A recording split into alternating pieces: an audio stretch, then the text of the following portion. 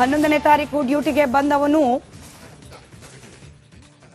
ದರ್ಶನ್ ಪರ ವಕೀಲರಾದ ಸಿ.ವಿ. ನಾಗೇಶ್ ಅವರ ವಾದ ಮಂಡನೆ ಮುಂದುವರೆದಿದೆ. ಈ ಪುನೀತ್ ಸಾಕ್ಷಿ ಹೇಳಿದ್ರ ಬಗ್ಗೆನೇ ಪ್ರಶ್ನೆ. 8ನೇ ತಾರೀಕು ಕೊಲೆ ಆಗತ್ತೆ, 10ನೇ ತಾರೀಕು ವಾಪಸ್ ಬರ್ತಾರೆ ಪುನೀತ್ ಅವರು, 11ನೇ ತಾರೀಕು ಡ್ಯೂಟಿ ಜಾಯಿನ್ ಆಗ್ತಾರೆ. ಆಮೇಲೆ ಟಿವಿ ನೋಡಿದೆ ನಾನು, ಅವಾಗ ವಿಷಯ ಗೊತ್ತಾಯ್ತು ಅಂತ ಹೇಳಿಕೆ ಕೊಟ್ಟಿದ್ದಾರೆ.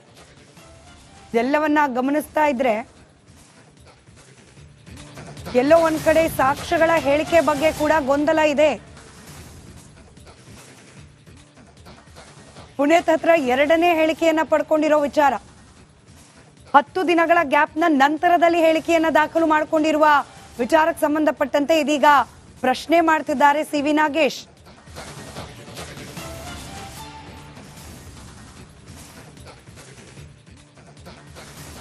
ದರ್ಶನ್ ಪರ ವಕೀಲರಾದ ಸಿ.ವಿ. ನಾಗೇಶ್ ಅವರು ಪ್ರಬಲ ವಾದ ಮಂಡನೆಯನ್ನ ಮುಂದುವರೆಸಿದ್ದಾರೆ. ಪುನೀತ್ ಮತ್ತೊಬ್ಬ ಸಾಕ್ಷಿ ಪ್ರಕರಣದಲ್ಲಿ ಈ ವಿಚಾರಕ್ಕೆ ಸಂಬಂಧಪಟ್ಟಂತೆಯೇ ಪ್ರಸ್ತಾಪ ಮಾಡ್ತಾ ಇರೋದು. 11ನೇ ತಾರೀಕು ಡ್ಯೂಟಿಗೆ ಬಂದಿರೋ ಬಗ್ಗೆ ಉಲ್ಲೇಖ ಇದೆ. ವಾಪಸ್ ಕಬ್ಬಾಳಿಗೆ ಹೆಂಗ್ ಹೋದ, ಟಿವಿಲ್ ನೋಡಿ ವಿಷಯ ತಿಳ್ಕೊಂಡೆ ಅಂತ ಬೇರೆ ಆತ ಹೇಳ್ತಿದ್ದಾನೆ. ಯಾವ ಟಿವಿ ಇತ್ತೋ ಗೊತ್ತಿಲ್ಲ ಅಂತ ಹೇಳಿ ಸಿ.ವಿ. ನಾಗೇಶ್ ಹೇಳ್ತಿದ್ದಾರೆ. ಯಾಕೆ ಬೆಂಗಳೂರಿನಲ್ಲಿ ಮಾತ್ರ ಟಿವಿ ಇರೋದಾ, ಕಬ್ಬಾಳಲ್ಲಿ ಟಿವಿ ಇಲ್ವಾ ಅಂತ ಹೇಳಿ ಎಸ್.ಪಿ.ಪಿ ಮರು ಪ್ರಶ್ನೆ ಕೇಳಿದ್ದಾರೆ. ಸಿ.ವಿ. ನಾಗೇಶ್ ಅವ್ರ ಆಫೀಸಲ್ಲಿ ಮಾತ್ರ ಟಿವಿ ಇರೋದು ಅನ್ಕೊಂಡ್ಬಿಟ್ಟಿದ್ದಾರೆ ಅಂತ ಹೇಳಿ ಎಸ್.ಪಿ.ಪಿ ಪ್ರಸನ್ನ ಕುಮಾರ್ ಅವರು ಕೌಂಟರ್ ಕೊಟ್ಟಿದ್ದಾರೆ. ಪುನೀತ್ ಈ ಕೊಲೆ ವಿಚಾರವನ್ನ ನಾನು ಟಿವಿಲಿ ನೋಡಿ ತಿಳ್ಕೊಂಡೆ ಅಂತ ಹೇಳಿ ಸ್ವ ಇಚ್ಛಾ ಹೇಳಿಕೆಯಲ್ಲಿ ಹೇಳಿರೋ ವಿಚಾರದ ಬಗ್ಗೆ ಪ್ರಸ್ತಾಪ ಆಗ್ತಾ ಇದೆ. ಇದ್ರ ಬಗ್ಗೆ ಕೂಡ ಅನುಮಾನವನ್ನ ವ್ಯಕ್ತಪಡಿಸಿದ್ರು ಸಿ.ವಿ. ನಾಗೇಶ್ ಅವರು. ಯಾವ ಟಿವಿ ನೋಡಿದ್ರು ಏನೋ ಗೊತ್ತಿಲ್ಲ, ಕಬ್ಬಾಳ್ಗೆ ಹೋಗಿದ್ದಾರೆ 11ನೇ ತಾರೀಕು ಅಂತಾರೆ. ಹಿಂಗಿರುವಾಗ ಟಿವಿ ಎಲ್ಲಿ ನೋಡಿದ್ರು ಅಂತ ಪ್ರಶ್ನೆ ಕೇಳ್ತಾರೆ ಸಿ.ವಿ. ನಾಗೇಶ್. ಅದಕ್ಕೆ ಇದೀಗ ಪ್ರಸನ್ನ ಕುಮಾರ್ ಅವರು ಕೌಂಟರ್ ಕೊಟ್ಟಿದ್ದಾರೆ. ಯಾಕೆ ಬೆಂಗಳೂರಿನಲ್ಲಿ ಸಿ.ವಿ. ನಾಗೇಶ್ ಅವರ ಕಚೇರಿಯಲ್ಲಿ ಮಾತ್ರನ ಇರೋದು ಟಿವಿ, ಕಬ್ಬಾಳುವಿನಲ್ಲಿ ಏನ್ ಟಿವಿ ಇರಬಾರ್ದಾ ಅಂತ ಹೇಳಿ ಪ್ರಶ್ನೆ ಮಾಡಿದ್ದಾರೆ.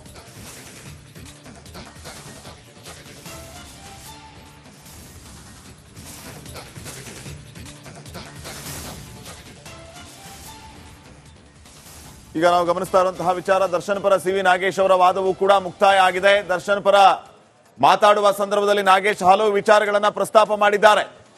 ಸರ್ಜರಿ ಡೇಟ್, ಹಾಗೇನೆ ಯಾವಾಗ ಮತ್ತು ಯಾಕೆ ವಿಳಂಬ ಆಯ್ತು, ಈ ಎಲ್ಲಾ ವಿಚಾರಗಳನ್ನ ನಾಗೇಶ್ ಅವರು ಅಲ್ಲಿ ಉಲ್ಲೇಖ ಮಾಡಿದ್ದಾರೆ. ಅವ್ರು ಹೇಳ್ತಾ ಇರೋದು ಏನಂತಂದ್ರೆ, ಸರ್ಜರಿ ಡೇಟ್ ಅನ್ನ ನಾನ್ ಫಿಕ್ಸ್ ಮಾಡೋದಕ್ಕೆ ಬರೋದಿಲ್ಲ, ಹಾಗೇನೆ ಯಾವಾಗ ಮಾಡಬೇಕು ಅನ್ನೋದ್ರ ಬಗ್ಗೆ ಡಾಕ್ಟರ್ ನಿರ್ಧಾರ ಮಾಡ್ತಾರೆ, ಎಲ್ಲದಕ್ಕೂ ಕೂಡ ಅವರ ದೇಹ ಸಹಕರಿಸಬೇಕು ಅನ್ನುವಂಥದ್ದನ್ನು ಕೂಡ ಅಲ್ಲಿ ಉಲ್ಲೇಖ ಮಾಡಿದೆ. ಸದ್ಯಕ್ಕೆ ದರ್ಶನ್ ಪರ ಸಿ.ವಿ. ನಾಗೇಶ್ ಅವರ ವಾದ ಮುಕ್ತಾಯ ಆಗಿದೆ. ದರ್ಶನ್ ಅವರ ಪರವಾಗಿ ಸಂದೇಶ್ ಜೆ ಚೌಟಾರಿಂದ ಎಸ್.ಪಿ.ಪಿ ಪ್ರತಿವಾದಕ್ಕೆ ರಿಪ್ಲೈ ಶುರುವಾಗಿದೆ. ಸುಪ್ರೀಂ ತೀರ್ಪುಗಳನ್ನ ಉಲ್ಲೇಖಿಸಿ ಸಂದೇಶ್ ಚೌಟಾ ವಾದ ಮಂಡಿಸ್ತಾ ಇದ್ದಾರೆ. ಸಿ.ವಿ. ನಾಗೇಶ್ ಅವರ ವಾದ ಮಂಡನೆ ಮುಕ್ತಾಯ, ಸಂದೇಶ್ ಚೌಟಾ ಅವರ ಪ್ರತಿವಾದ ಪ್ರಾರಂಭ ಆಗಿದೆ. ಆರೋಪಿ ಲಕ್ಷ್ಮಣ್ ಪರ ವಕೀಲರಿವರು ಸಂದೇಶ್ ಚೌಟಾ. ಒಟ್ಟು 6 ಮಂದಿ ಆರೋಪಿಗಳ ಜಾಮೀನು ಅರ್ಜಿಯ ವಿಚಾರಣೆ ಇವತ್ತು ನಡೀತಾ ಇರೋದು. ಪ್ರಮುಖವಾಗಿ ದರ್ಶನ್ ಪವಿತ್ರ ಗೌಡ ಅವ್ರ ಜೊತೆಯಲ್ಲೇ ಮತ್ತುಳಿದ 4 ಆರೋಪಿಗಳು, ಆ ಪೈಕಿ ಲಕ್ಷ್ಮಣ್ ಕೂಡ ಒಬ್ಬ. ಲಕ್ಷ್ಮಣ್ ಪರ ವಕೀಲರಾದ ಸಂದೇಶ್ ಚೌಟಾ ವಾದ ಮಂಡನೆಯನ್ನ ಶುರು ಮಾಡಿದ್ದಾರೆ. ಸುಪ್ರೀಂ ಕೋರ್ಟ್ನ ಹಳೆಯ ಪ್ರಕರಣಗಳ ತೀರ್ಪಿನ ಬಗ್ಗೆ ಉಲ್ಲೇಖ ಮಾಡ್ತಾ ಇದೀಗ ತಮ್ಮ ವಾದ ಮಂಡನೆಯನ್ನ ಪ್ರಾರಂಭ ಮಾಡಿದ್ದಾರೆ ಸಂದೇಶ್ ಚೌಟಾ.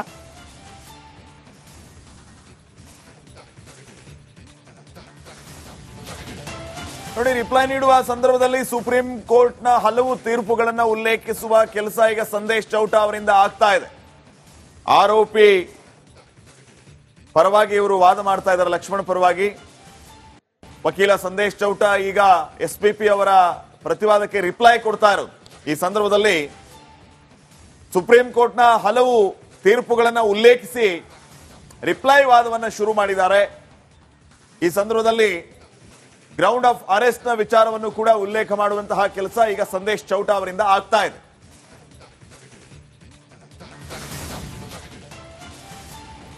ಈ ಹಿಂದೆಯೂ ಕೂಡ ನಾವು ಗಮನಿಸಿದ್ವಿ, ವಕೀಲ ಸಿ.ವಿ. ನಾಗೇಶ್ ಅವರು ಮುಖ್ಯವಾಗಿ ಹಲವು ಸುಪ್ರೀಂ ಕೋರ್ಟ್ನ ತೀರ್ಪುಗಳನ್ನ ಉಲ್ಲೇಖ ಮಾಡಿ ಯಾಕೆ ಜಾಮೀನು ಕೊಡಬೇಕು ಅನ್ನೋದನ್ನ ಹೇಳಿದ್ರು.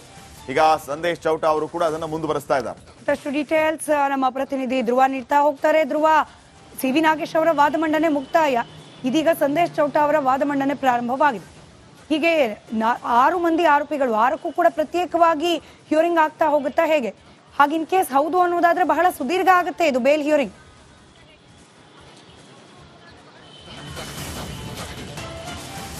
ಎಸ್ ಸ್ಮಿತಾ, ಮುಖ್ಯವಾಗಿ ದರ್ಶನ್ ಹಾಗೆ ಪವಿತ್ರ ಗೌಡ ಅದಲ್ಲದೆ ಇನ್ನೂ ಒಂದಿಷ್ಟು ಜನ, ಅಂದ್ರೆ ಒಟ್ಟು 6 ಜನರ ಅರ್ಜಿ ಏನು ಸಲ್ಲಿಕೆ ಆಗಿತ್ತು, ಅದಕ್ಕೆ ಸಂಬಂಧಪಟ್ಟ ಹಾಗೆ ಇವತ್ತು SPP ಪ್ರಸನ್ನ ಕುಮಾರ್ ಅವರು ಪ್ರತಿವಾದವನ್ನ ಮಾಡ್ತಾ ಇದ್ದಾರೆ. ಈಗಾಗಲೇ ಅವರೆಲ್ಲರೂ ತಮ್ಮ ವಾದವನ್ನ ಮುಗಿಸಿದ್ದಾರೆ. ಲಕ್ಷ್ಮಣ್ ವಾದ ಕೂಡ ಆಗಿದೆ, ಅದಲ್ಲದೆ ನಾಗರಾಜ್ ವಾದ ಕೂಡ ಮುಗ್ದೋಗಿದೆ. ಪವಿತ್ರ ಗೌಡ ಪರವಾಗಿ ವಕೀಲರು ಕೂಡ ವಾದವನ್ನ ಮಂಡಿಸಿದ್ದಾರೆ.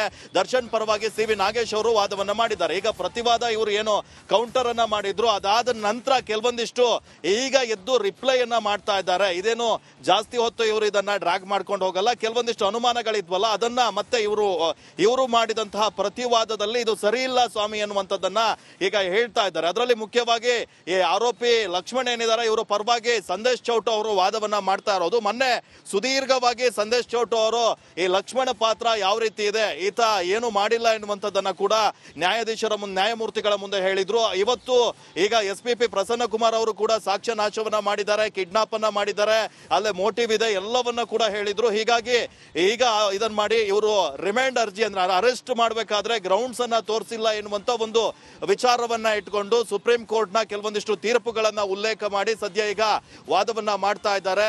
ಅದರಲ್ಲಿ ಮುಖ್ಯವಾಗಿ ಅಂದ್ರೆ ಈ ಅರೆಸ್ಟ್ ಗ್ರೌಂಡ್ಸ್ ಅನ್ನ ತೋರಿಸದೆ ಮಾಡಿರೋದ್ರಿಂದ ಕೆಲವೊಂದಿಷ್ಟು ಲೂಪ್ ಹೋಲ್ಸ್ ಗಳು ಇದಾವೆ ಎನ್ನುವುದನ್ನ ಪರಿಗಣಿಸಿ ಕೋರ್ಟ್ ಒಂದ್ ವೇಳೆ ಇವರಿಗೆ ಜಾಮೀನನ್ನ ನೀಡಬಹುದು ಎನ್ನುವಂತ ಕಾರಣಕ್ಕಾಗಿ ಈ ರೀತಿಯ ಒಂದು ಪ್ರತಿವಾದವನ್ನ ಮಾಡ್ತಾ ಇದ್ದಾರೆ. ಸ್ಮಿತಾ, ರೈಟ್, ಧನ್ಯವಾದ ಧ್ರುವ ಮಾಹಿತಿಗಾಗಿ.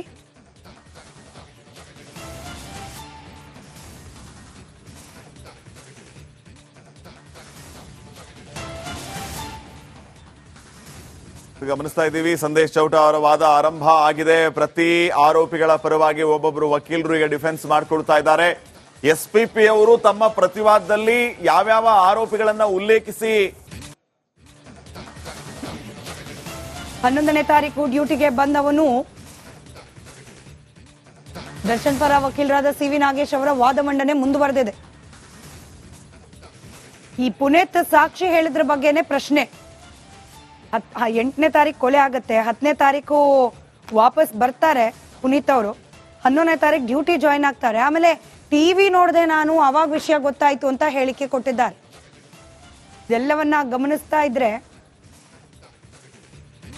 ಎಲ್ಲೋ ಒಂದ್ ಕಡೆ ಸಾಕ್ಷ್ಯಗಳ ಹೇಳಿಕೆ ಬಗ್ಗೆ ಕೂಡ ಗೊಂದಲ ಇದೆ.